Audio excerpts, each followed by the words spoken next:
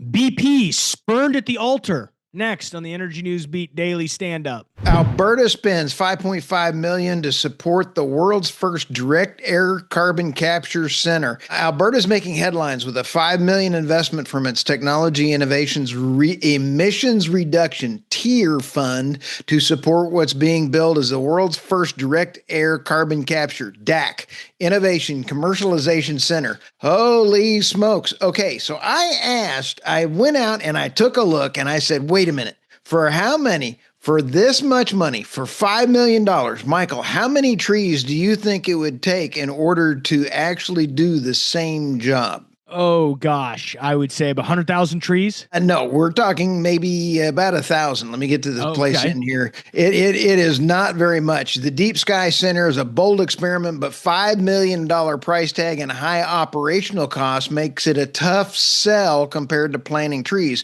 which would achieve similar CO2 removal for under $150,000.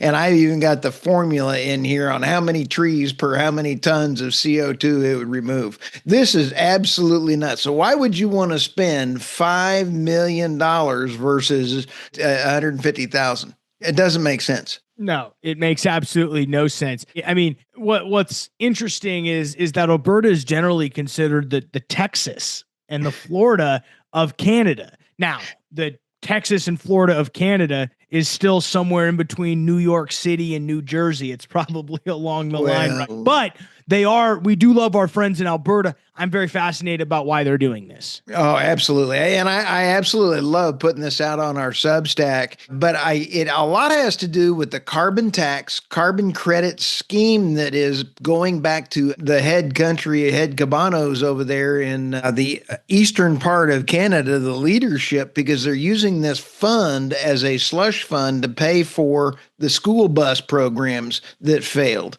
You know, the ones that Kamala really liked.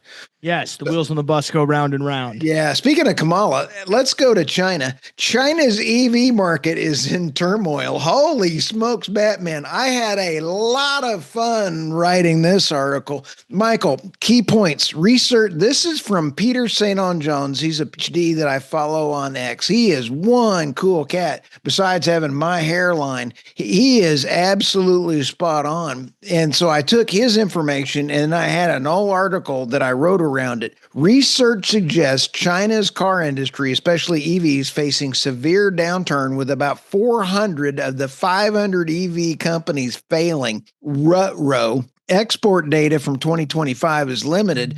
So what I did is I went and got the 2024 data and took a look at it. Chery, I'd never heard of this car at all, had sold 1.1 million exports in 2024. BYD, I've heard of, and their cars are cool. They've got some really cool features in them, 440,000. But here's the thing, the implosion of China's car industry, particularly EVs, is a complex issue with significant domestic and international ramifications. The problem is they bomb out a market with really low prices, wipe out all their competition and have these predatory prices, and then nobody wants to do business with China. So we have the EU, Canada, and the UK looking to do business with China and have their car companies move over and do weaponization and creating in the military regime and putting their car manufacturers and moving them to their military stuff because of all the military spending that they've got to do. We're seeing some nutty things go on in the energy space around cars. I did not have any of that on my bingo card. Yeah, I think the interesting part is that this price war is not just, I think people think, oh, it's just to do with the tariffs that the United States imposed. No, I mean, Europe has imposed a 38% tariff on all Chinese EVs, and you are now starting to see who the imposters are. I love that the comment that Peter Onsog said, he calls it the Lehman Brothers moment for China, and which I think is hilarious. I think the two companies from my perspective that I see making it through this, one is BYD. I think, yep. From a full self-driving standpoint, from a value standpoint, they will probably make it out of this. And then obviously Tesla has a strong presence in China, and Right.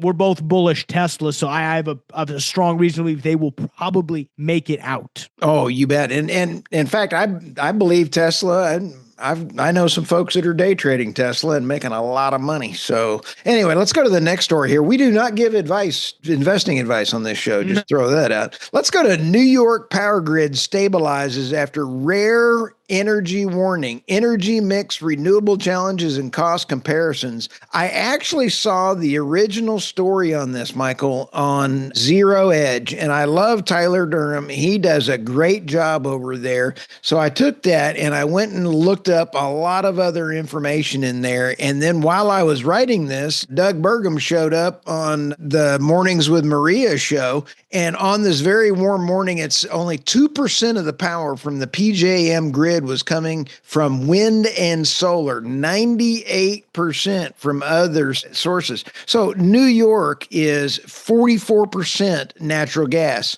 22% hydro, 22% nuclear, 4% wind, 3% solar, biomass and others. So, I mean, you sit back and take a look at this. How can a state absolutely not want pipelines? I don't get what they're doing. Now, I took it one step further, Michael. I compared electricity costs of New York versus the other top 10, but I threw in Texas and Florida. And you can see that Texas is about half of Hawaii, and we're pretty close to California. Let's see, where's New York? New York, 25 cents per kilowatt, and Texas is about 15. Yeah, and I think it has to do a lot with the deregulated grid here, which I actually know I may or may not be in favor of.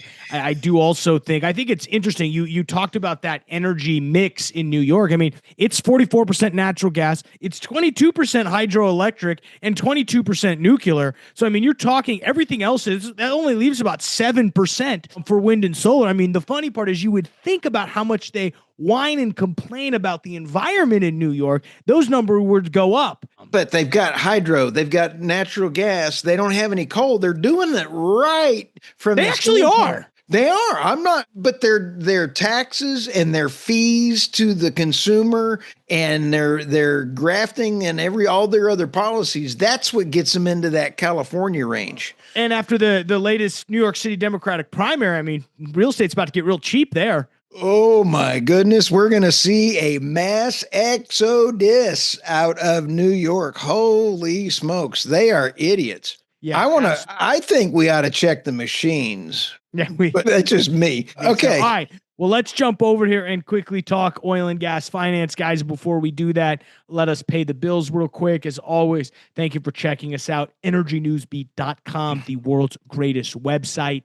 Go ahead and hit the links in the description below, all timestamps, and a great way to just stay in contact with the show. Also, check us out on Substack, TheEnergyNewsBeat.substack.com. We post a lot of great articles and content that you can only get there. I'm in the process of writing a great article for our paid-only subscribers next week, and we will be recording early next week our monthly State of the Union for energy, but that's going to be available only to our paid subscribers, so highly recommend you consider subscribing for a paid subscription. We're also working on some other interesting stuff for those paid subs, so please, great way to support the show. Sign up for a paid subscription, TheEnergyNewsBeat.substack.com. Thank you to Reese Energy Consulting for supporting the show, guys. If you are at all needing help in the midstream space, whether you're an upstream company who needs a marketing company or you're a midstream company that needs any sort of work, we love Reese Energy Consulting and our friends over there. Whether you're two guys in a garage or the largest publicly traded companies, they work with everybody and have clients ranging in that range. Again, ReeseEnergyConsulting.com. Tell them Energy News Beat sent you.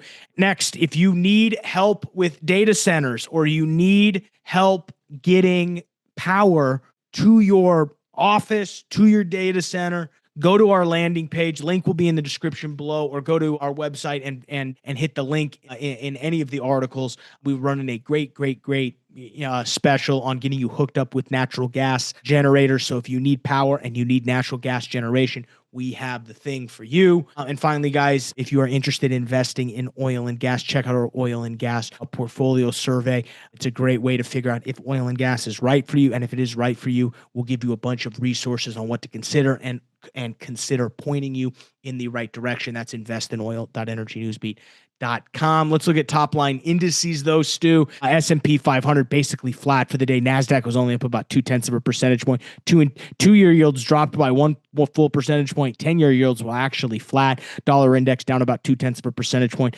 Bitcoin up over $107,000. That was up about 1.2 percentage points. Crude oil 65.18 or up about half a percentage point. Brent oil fairly flat on the day, 67.86. Natural gas was actually up about 7. It was down at then in this latest trading session is up a little bit. It's sitting at about $3.58. I mean, I think the big thing that drove pricing today was mainly the stability of what could be a ceasefire between Iran and Israel. I know, President Trump was freaking out 2 days ago about the non-ceasefire that happened after they both agreed to the ceasefire. It seems like there's going to be some calmness there, which I think you're seeing the geopolitical risk get taken out of. We did see crude oil inventories come in and dropped by about 5.8 million barrels on top of an 11 million barrel build or draw last year, last week, which basically puts, as we see in our next article here, guys, puts us at a 11-year seasonal low, and we continue to draw stocks from there. So, Stu, you ran this article a little bit. Talk to me a little about what you're seeing with the crude oil inventory trends and where this scares you. Because, I did not know this. We're at an 11-year low on crude oil inventories. I didn't see it either on my bingo card, Michael. And when I sat there and I ran through this article and ran the numbers, it was 2014 was the last time that it was this low again. And when you take a look at that, normally the pattern is, and I got an idea from Josh Young in order to write this article. And so that when I saw his post, normally you'll see, and then the cool graphic there from Sandstone Asset Management, when you take a look at the graphic in there, the highlights of the anomaly of 2025 with inventories lower than all years except 2022, 418 million barrels in a drawdown that far exceeds the previous June like years 2020 and 23 saw. Why are stocks falling was one of the big questions that I asked it. So you've got the OPEC plus growth going on that they tried to go in. They let all of them say, hey, go forth and pump oil. They didn't get very far. Declining U.S. shale. There's been the big discussion on U.S. shale. Have we reached peak Permian yet? So what if we've reached peak Permian? One basin or one play or does not make a country's oil output. We've already discovered about 15 different other places in the country this year that have huge oil. So it just means Midland might lose a little bit of steam or get a little bit more balance of less expensive housing. Anyway. Yeah, no, completely agree. I think it's this drawdown has been super fascinating. Last thing I want to cover is a very interesting, we've been talking about the Shell BP merger. It gets leaked this morning in the Wall Street Journal. They run a massive exclusive M&A on the horizon. Shell in advanced talks to buy BP. And about 30 minutes later, Shell comes out and says emphatically, no, we are not. And they don't know who the anonymous sources was in the story. Generally, Wall Street Journal gets it right. And generally, you don't see this type of reaction from when a M&A is leaked. So the fact that Shell came out super strong says they're still in the either early phases, or this is just flat out lying. Maybe it's BP leaking this to try to drum up business from other suitors. If people think Shell's in the game, then it maybe drives their price up from their other suitor. So there's a bunch of different reasons for it. But otherwise, I didn't really see anything else interesting in the news today, Stu. So we're gonna let everybody finish up. Who we have tomorrow on the podcast?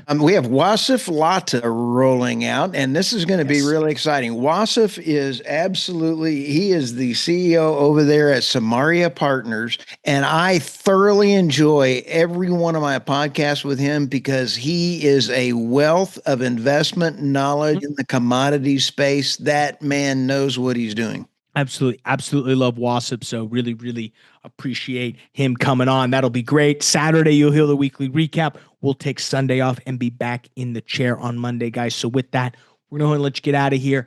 Finish up your week. Appreciate you guys checking us out. World's greatest energy show, the Daily Energy Stand-Up. For Stuart Turley, I'm Michael Tanner. We'll see you Saturday, folks.